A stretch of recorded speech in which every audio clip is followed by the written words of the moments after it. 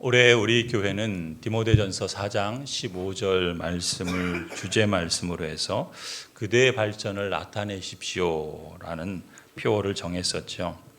말씀 사역자로서 목사인 저는 무엇보다 하나님 나라의 복음에 기초한 균형 있는 삶, 또 언약 백성으로서의 온전한 삶, 그리고 그리스도 안에서 풍성한 삶을 찾고 누리는 데 있어서 여러분의 발전을 나타내기를 기도하고 또 그것을 돕고자 했습니다. 이 예배당을 재건축할 때 튼튼한 기초 위에서 세워지도록 우리가 함께 기도했던 것처럼 눈에 보이는 성전으로서 예배당만이 아니라 눈에 보이지 않는 참된 성전으로서 여러분 자신이 튼튼한 기초 위에 세워지기를 소원한 것이죠. 저는 그 기초가 바로 다른 무엇이 아니라 하나님의 말씀이고 또한 그 말씀이 가르치는 건전한 교리라고 믿기 때문에 신자인 여러분이 누구를 믿고 또 무엇을 믿어야 하는지를 거듭 강조했던 것입니다. 우리 신앙의 선조들과 또 종교개혁자들은 성경의 가르침에 따라서 믿음의 대상과 믿음의 내용을 정리하여 여러 신앙 고백서와 교리문답을 작성했습니다. 그들은 자신의 삶이 하나님 안에서 그리고 하나님으로 말미암아 의미 있고 또 그 안에서 세워질 때 가장 복되고 또 행복할 수 있다는 것을 진짜로 믿었고 또 그러한 삶을 살고자 부단히 애쓰며 하나님을 신뢰했던 것이죠. 그런 점에서 성도들이 하나님을 바르게 믿고 하나님을 온전하게 예배하며 또한 신자답게 거룩하고 온전하게 살도록 또한 종교개혁자들은 그러한 힘을 써왔던 것을 우리는 잘 압니다. 같은 목적으로 저 또한 여러분을 돕고 또 설교든 가르침이든 이러한 목적을 섬기고자 올해 1월부터 종교개혁자인 장깔뱅이 작성한 제네바 교리문답을 1문부터 강해를 시작을 했는데 이제 오늘 마지막 주일에 마지막 52주일 문답을 마치게 되어서 감사할 따름입니다. 오늘은 그 내용을 따라서 성찬 집례자의 자격과 또 성찬에 참여하는 사람의 자격에 대해서 살펴보려고 합니다. 먼저 두 가지 성례는 세례와 성찬이라고 했죠. 그리고 이 성례를 집례하는 사람은 어떤 자격을 갖추어야 하는가? 먼저 제네바 교리문답 366문을 보면은 세례를 베푸는 일과 성찬을 집행하는 일은 교회 안에서 공적으로 위임받은 사람에게 속한 직무다라고 밝히고 있습니다. 다시 말해서 목사의 직분을 받은 사람들이 세례와 성찬을 집례할 수 있다라는 것이죠. 왜냐하면 주님께서 친히 베풀어 주신 은혜의 방편으로서 말씀 그리고 말씀 선포 더 나아가서 세례와 성찬 이 두 가지 성례는 서로 밀접하게 연결되어 있기 때문에 그렇습니다. 다시 말해서 말씀을 선포하는 일과 세례와 성찬 두 가지 거룩한 의식은 함께 연결되어 있기 때문에 공적으로 위임받은 그러한 사람에게 이 직무를 맡기셨다라는 것이죠. 그래서 성찬을 집례하는 자격을 주님께서 위임한 사람들에게 허락하셨는데 그렇다면 그러한 증거는 어디에 성경 어디에서 찾을 수 있는가? 367문을 보면은 이렇게 말씀합니다. 이를 입증할 만한 성경의 증거가 있습니까? 예, 그리스도께서는 세례를 베푸는 일과 설교하는 일을 특별히 당신의 사도들에게 위탁하셨습니다. 또 성찬에 대해서도 예수님의 모범을 따라 행하라고 사도들에게 명령하셨습니다. 교리문답에서 말하고 있는 것처럼 세례를 베푸는 일과 설교를 하는 일에 있어서는 마태복음 28장을 보시면 주님께서 이렇게 말씀하죠. 그러므로 너희는 가서 모든 민족을 제자로 삼아서 아버지와 아들과 성령의 이름으로 세례를 주라. 내가 너희에게 명령한 모든 것을 그들에게 가르쳐 지키게 하라. 보라, 내가 세상 끝날까지 항상 너희와 함께 있을 것이다 라고 말씀합니다. 여기서 말하는 너희, 주님께서 부르신 이 너희라고 하는 것은 우리가 아는 것처럼 예수님의 제자들이 1차적인 대상이겠죠. 그들을 우리는 사도라고 부릅니다. 사도라는 말은 보내심을 받은 자다라는 뜻이죠. 다시 말해서 주님의 명령을 따라서 공적으로 위임받은 그러한 사람들을 일컫는 표현입니다. 그런 점에서 세례를 베푸는 일과 설교하는 일에 대해서는 공적으로 위임한 사람들에게 맡기는 것이다 라고 하는 것이죠. 또 성찬의 시행과 관련해서도 마찬가지입니다. 누가복음 22장에 보면은 예수님께서 성찬 제정의 말씀을 하시면서 제자들에게 이렇게 말씀하시죠. 예수께서는 또 빵을 들어서 감사를 드리신 다음에 떼어서 그들에게 주시고, 그들은 제자들이죠. 그리고 말씀하십니다. 이것은 너희를 위하여 주는 내 몸이다. 이것을 행하여 나를 기억하라. 제자들에게 이 일을 행함으로써 주님을 기억하라. 주님께서 공적으로 이 역할을 맡겼다라는 것이죠.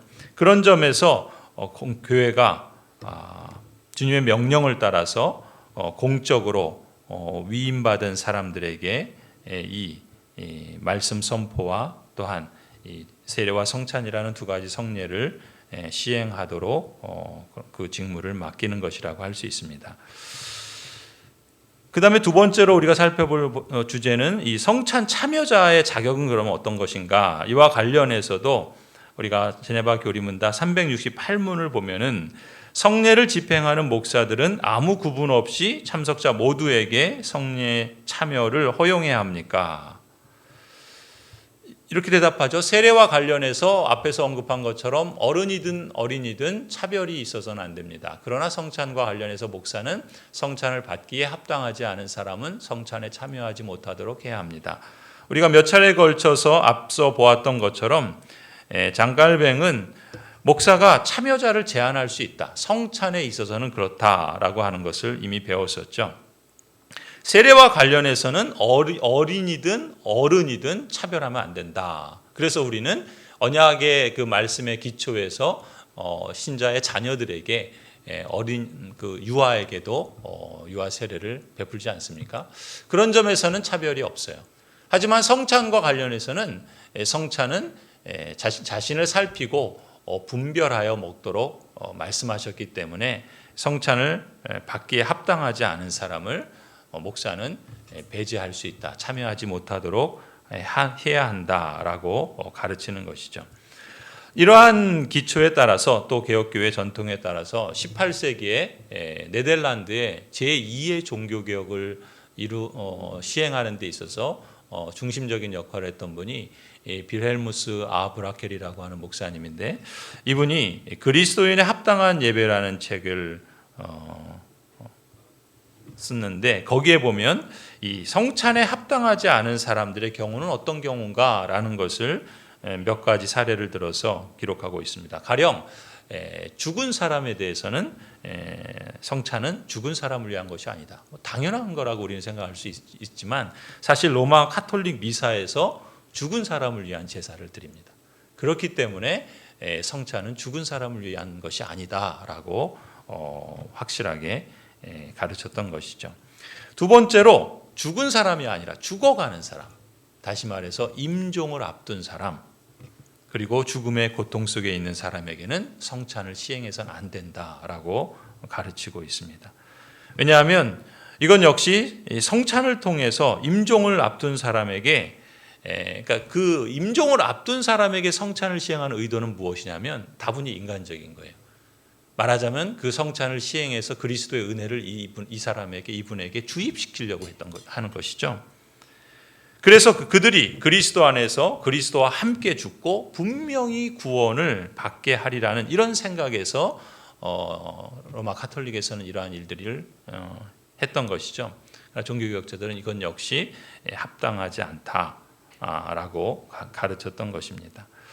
그 다음에 세 번째로 어린아이도 성찬에서는 합당하지 않다. 어린아이에게 성찬을 시행해서는 안 된다. 같은 맥락이에요. 어린아이들도 자신을 살펴서 성찬을 믿음으로 자신에게 적용할 능력이 없기 때문에 성찬에서 배제해야 한다라고 가르쳤죠. 네 번째는 세례를 받지 않은 사람에게도 성찬을 시행해서 안 된다라고 가르칩니다.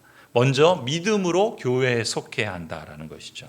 그래서 교회 지체로 받아들여지고 인쳐진 사람들이라야 세례에 참여할 수 있다라고 가르칩니다.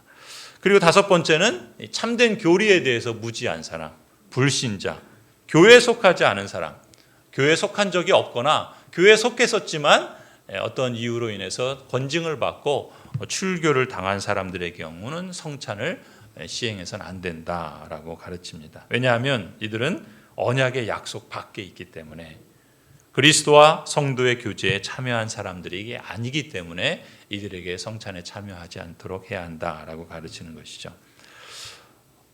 그렇게 보면은 성찬에 참여할 수 있는 사람은 누군가? 오직 신자들에게만 성찬이 시행되어야 한다라고 가르칩니다. 신자들만이 성찬의 약속이, 그리고 그리스도와 성도의 교제, 더 나아가 언약의 표지에 참여할 권리를 신자들만이 갖기 때문인 것이죠. 그런데 여기서 우리가 한 가지 유념할 점은 있어요. 참된 신자가 성찬에 참여한다라고 했을 때, 그렇다면 교회는 사람의 영혼이 최종적으로 어떤 상태에 있는지를 판단해야 하는가? 그렇지 않습니다. 무슨 말인가 하면, 어떤 사람이 최종적으로 하나님의 선택받은 사람으로서 그 사람의 영혼이 구원받은 진짜 신자다 아니다라는 것을 교회가 판단할 수는 없어요. 아니, 그것 자체가 불가능합니다. 그럴 수 있는 분은 오직 예수 그리스도 주님밖에 없기 때문에 그렇습니다. 그렇다면 최종적인 참된, 말하자면 하나님께서 영원전에 선택하신 사람이라는 걸 우리가 알 수 없는데 어떻게 참된 신자인지 아닌지, 그 영혼이 이 성찬을 받을 만한지 아닌지 그것을 분별할 수 있느냐? 교회는 그걸 분별하라고 가르치는 것이, 이런 권한을 주신 것이 아니라는 것이죠. 무슨 말인가? 교회가 성찬에 참여시킬 사람을 결정하는 기준은 그 사람이 진짜 거듭났느냐 아니냐라는 것을 기준으로 삼는 게 아니라는 거예요. 그걸 알 수 있어요? 그래서 지금 외식자라는 말을 쓰는 거예요. 어떤 사람은 세례도 받고 성찬에 참여하는데 정말 그분이 내적으로 성령 하나님에 의해서 거듭났는지 안 났는지는 사람이 알 수 없어요. 물론 외적인 증거가 있고 또 그 삶을 통해서 열매가 드러나지만, 그러나 그것을 최종적으로 아시고 또 그것을 결정하시는 분은 오직 하나님이시죠. 그런 점에서 그러면 교회는 어떻게 신자가 이 성찬에 참여하도록 또 그러한 역할들을 감당해야 하는가? 그것은 바로 교회는 공적이며 외적인 표지로서만 확인합니다. 그게 뭐예요? 세례예요. 그래서 성찬에 참여할 수 있는 최소한의 기준은 세례를 받은 자다라고 말하는 것이죠. 세례는 뭡니까? 공적으로, 외적으로 이분이 자신이 죄를 고백하고 그리스도를 주님으로 인정하며 또 자신의 그 구세주요 주님으로서 예수 그리스도를 받아들인 것을 사람들 앞에서 고백하고 또 입으로 고백할 뿐만 아니라 마음으로 믿는 그러한 사람들에게 세례를 베풀지요. 물론 위선자는 그것도 가장할 수 있고 또 그것을 얼마든지 속일 수도 있어요. 그러나 그러한 공적이며 외적인 표지로서 세례와 같은 성례에서처럼 복음의 참된 교리를 자신의 입과 마음으로 고백하고 자신의 고백에 부합하는 삶을 살아가고자 힘쓰는 사람을 우리는 신자로 인정하죠. 그래서 신자로 인정된 사람은 성찬에 참여시키는 것입니다. 그런 점에서 성찬 집례자는 합당하지 않은 사람을 성찬에 참여하지 못하도록 제한할 수 있는데, 그걸 조금 더 우리가 자세히 살펴보면 그 이유는 1차적으로 369문을 보면은 합당하지 않은 사람이 성찬에 참여하지 못하도록 제한하는 것. 앞서 우리가 이 아브라켈 목사님이 제시했던 몇 가지 사례들과 같이 그럼 외적으로 드러나는 표시를 통해서 충분히 알 수 있죠. 그러한 사람들이 성찬에 참여함으로써 오히려 성찬을 모독하고 더럽히는 일이 되기 때문에 제한할 수 있다라는 것입니다. 여기서 유념할 점이 있어요. 370문을 보시면 예수 그리스도께서 마지막 만찬을 제자들과 하시면서 그 자리에 누가 참석했습니까? 가룟 유다가 참석했어요. 가룟 유다도 마지막 만찬을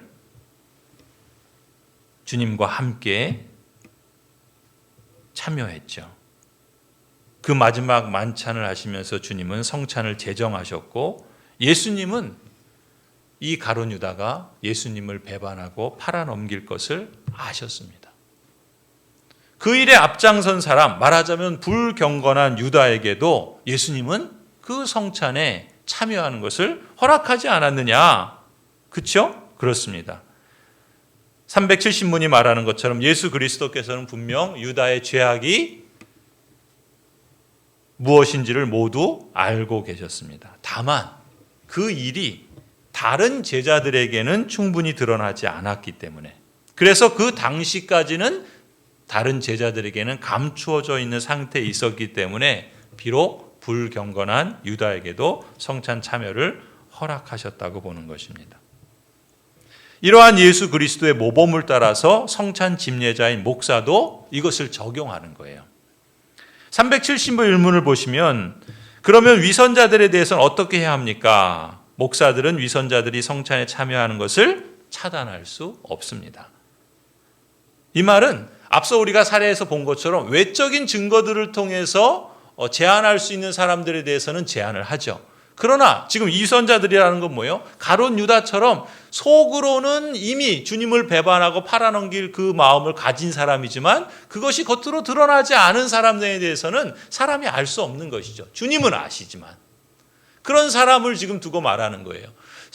예배에 참여하고 또 자신도 세례를 받고 또 성찬에 참여하지만 정작 죄에 대한 회개도 없고 또 예수 그리스도를 주님으로 받아들이지도 않으며 또한 참된 신자라고 할 수 없는 그런 그야말로 회심한 거듭난 그렇지 않은 사람이 얼마든지 그러한 외적인 증거들을 통해서 세례도 받고 성찬에도 참여할 수 있는 그런 경우들이 있을 수 있다는 것이죠.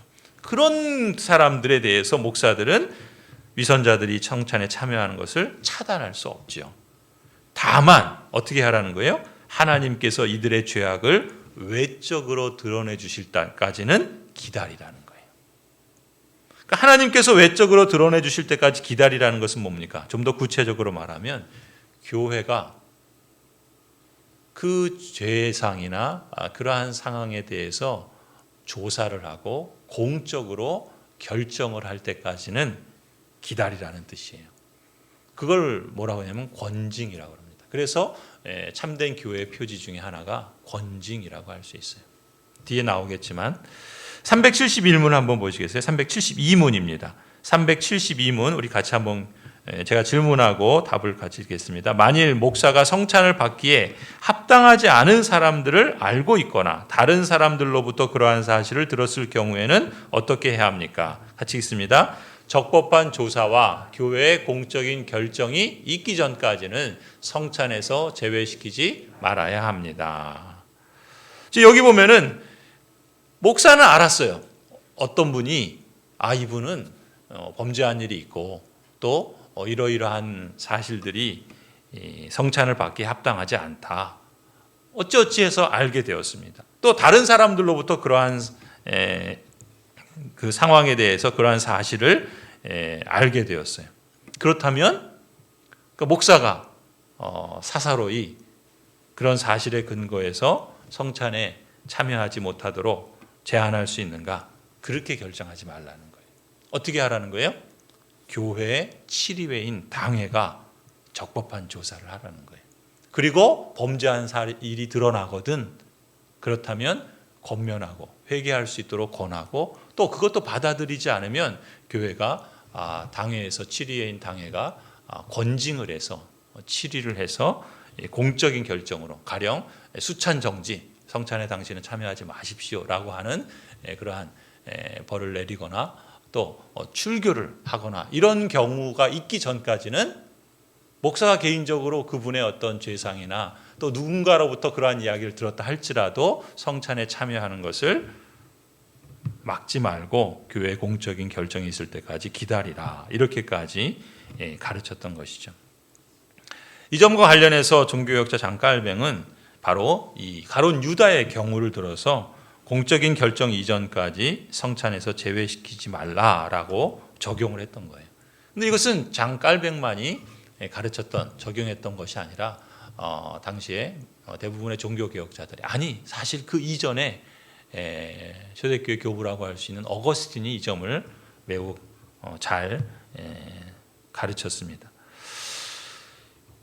어거스틴은 주님의 말씀에 기초해서 이러한 사실을 적용한 경우를 볼 수 있는데, 어거스틴이 이렇게 말했어요. 한번 보시면, 그리스도 안에 거하지 않고 그리스도께서 그 안에 거하지 않는 사람은 아무리 육신으로 또 보이게 그 몸과 피의 표징을 이로 씹을지라도 영적으로는 그리스도의 살을 먹으며 피를 마시지 않는 것이 분명하다. 무슨 얘기입니까? 참된 그리스도인으로 죄를 고백하고 예수 그리스도를 주님으로 받아들이며 성령에 의해서 거듭난, 회심한, 그렇지 않은 사람이 설사 어떻게 외적인 표시나 그러한 증거를 갖고 성찬에 참여해서 빵을 받아 먹고 포도주가 부어진 잔을 마신다 할지라도 그가 육신으로는, 그 몸으로는 빵을 먹고 그 포도주를 마실지는 몰라도 그 빵과 포도주를 통해서 하나님께서 함께 하시고 영적으로 임재하시는 그 은혜는 영적으로는 그리스도의 살을 먹으며 피를 마시지는 않은 것이 분명하다. 우리가 앞서도 보았지만 성찬에 참여할 때, 또 세례를 받을 때 중요한 것이 뭐라고 그랬습니까? 우리의 자세는 믿음으로 참여하는 것이 중요하다고 그랬어요. 그러니까 그러한 믿음이 없이 설령 성찬에 참여해서 그 빵을 먹고 그 포도주를 마신다 할지라도 몸으로는 빵을 씹어 먹고 포도주를 혀로 마시는지는 모르지만 영적으로는 사실상 아무런 혜택이 없다. 오히려 뭐라고 그랬습니까? 자기를 분별하지 못하고 살피지 않고 마시는 사람은 자기 죄를, 자기 심판을 먹고 마시는 거다라고 말씀하시는 것 같습니다. 이 어거스틴이 그렇게 말합니다. 그러면서 이렇게 말합니다. 이 점에서 다른 제자들은 그리스도인 빵을 먹었으나 가룟 유다는 그리스도의 빵만을 먹었다, 이렇게 표현해요. 무슨 얘기예요? 가룟 유다는 예수님과 함께 만찬 자리에서 그리스도께서 주시는 빵을 먹었죠. 그러나 다른 제자들은 그리스도께서 주시는 빵만을 먹은 게 아니라 그리스도의 은혜도, 그리스도 자신이 양식이 되고 그리스도 자신이 음료가 되어주시겠다는 그 은혜를 그들은 받았지만, 거기에 참여하는 했으나, 그 빵을 먹기는 했으나 정작 가룟 유다는 빵만 먹은 셈이다. 육적으로 빵만 먹고 그게 무슨 의미가 있느냐, 거기에 참여하지 않은 것과 사실 다름없는 것이다, 이렇게 말씀하는 겁니다. 그런 점에서 이렇게 권해요. 성찬에 참여하는 성도는 입을 준비하지 말고 마음을 준비하라. 그리스도께서 빵을 먹는 사람 안에 거하시게 하기 위해서는 그 빵을 먹는 사람도 그리스도 안에 있어야 한다는 거예요. 그리스도의 말씀을 바꿔 말한다면, 내 안에 거하지 않고 나도 그 안에 거하지 않는 사람은 내 몸을 먹거나 내 피를 마신다고 말하지도 말고 아예 그런 생각도 하지 말라라는 말이 의미가 된다는 것이죠. 그래서 결과적으로 어거스틴이 말한 것처럼 성례는 선택된 사람들에게만 그 상징하는 결과를 나타낸다는 것이죠. 그러니까 혹 그 가룟 유다와 같이 그 심중에 있는 것이 다른 사람들에게 드러나지 않아서 성찬 자리에 참여한다 할지라도 성찬에 참여하지 않은 것과 방불한 것이니, 목사가 그러한 일을 드러나지 않았는데, 교회가 공적으로 권징을 행하지 않았는데 사사로이 이것을 막을 필요는 없다라는 것이죠. 육신적으로 그 몸이 성찬에 참여해서 빵과 잔을 먹고 마신다고 할지라도 영적으로는 아무런 은혜와 혜택을 얻지 못할 것이기 때문에 실질적으로는 성찬에 참여하지 않은 것과 다름없는 것입니다.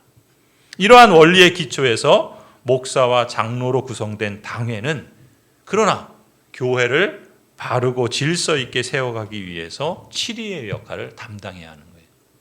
생각해 보세요. 범죄한 사실이 있고 저러한 사람이 성찬에 참여한다면 오히려 그리스도의 그 희생을, 그리스도의 그 죽음을 먹칠하는 것이고, 불명예스럽게 하는 것이다 라는 것이 파다하게 알려져 있는데, 그런 사람이 성찬에 참여하는 것을 당회가 알면서도 아무런 조치를 하지 않는다면 거기에 참여한 성도들의 마음이 낙심하게 될 것이고, 또 그 성례의 성찬의 그 효력에 대해서 의심하게 될 것이고, 저런 사람이 참여하면 나는 차라리 안 하고 말 거야 라고 하는 이러한 어떻게 보면 불신앙적인 그런 결과들을 낳을 수 있기 때문에 목사와 장로로 구성된 당회는 교회를 바르게 그리고 질서 있게 세워가기 위해서 7위의 역할을 담당해야 한다라고 가르치는 것입니다. 그게 373문이에요. 그렇다면 이러한 사안을 위해 어떤 규율이나 담당 기관이 있어야 한다는 말입니까? 우리 같이 한번 읽어볼까요? 교회가 바르고 질서 있게 세워지려면 그래야 합니다.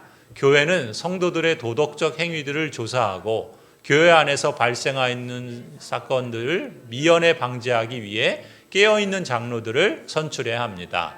이처럼 교회의 공적 권위를 부여받은 이들은 성찬에 참여할 수 없는 부도덕한 자들과 성찬을 베풀므로써 오히려 하나님의 명예를 욕되게 하고 교우들을 실족하게 할 수 있는 자들이 성찬에 참여하지 못하도록 조치해야 합니다. 그래서 전통적으로 개혁교회에서는 또 장로교회에서는 그러니까 목사와 장로로 구성된 7위회가 당회잖아요. 그래서 성찬이 있기 전에 미리 이제 공지를 하죠. 언제 성찬을 합니다. 그리고 그 성찬을 하기 전에 성도들을 신방합니다. 그러니까 성도들을 신방하는 목적은 성도들에게 복의 말씀을 주시는 그러한 의도도 있지만, 이 성찬과 관련해서는 이 성도가, 이 교우가 성찬을 받기에 합당한지 아닌지를 조사하는 거예요. 그래서 그때 그러한 사실이 드러났을 경우에는 이제 그 당회는 합당한 조치들을 취하게 되죠.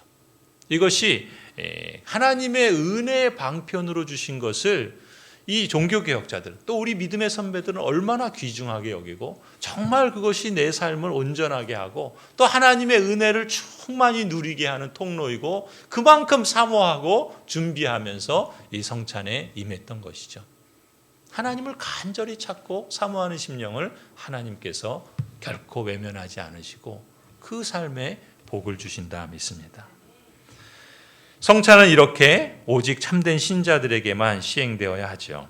참된 신자들만이 성찬의 약속과 그리스도와 성도의 교제와 언약의 표지에 참여할 권리를 갖고 있기 때문에 그렇습니다. 그래서 그런 맥락에서 오늘 우리가 요한복음 6장에서 읽은 예수님의 말씀을 귀 기울일 필요가 있는 것이죠.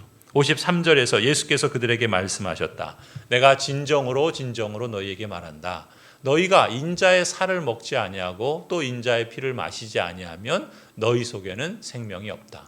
내 살을 먹고 내 피를 마시는 사람은 영원한 생명을 가지고 있고 마지막 날에 내가 그를 살릴 것이다. 이것이 성찬의 약속이에요. 내 살은 참 양식이요 내 피는 참 음료이다. 내 살을 먹고 내 피를 마시는 사람은 내 안에 있고 나도 그 사람 안에 있다.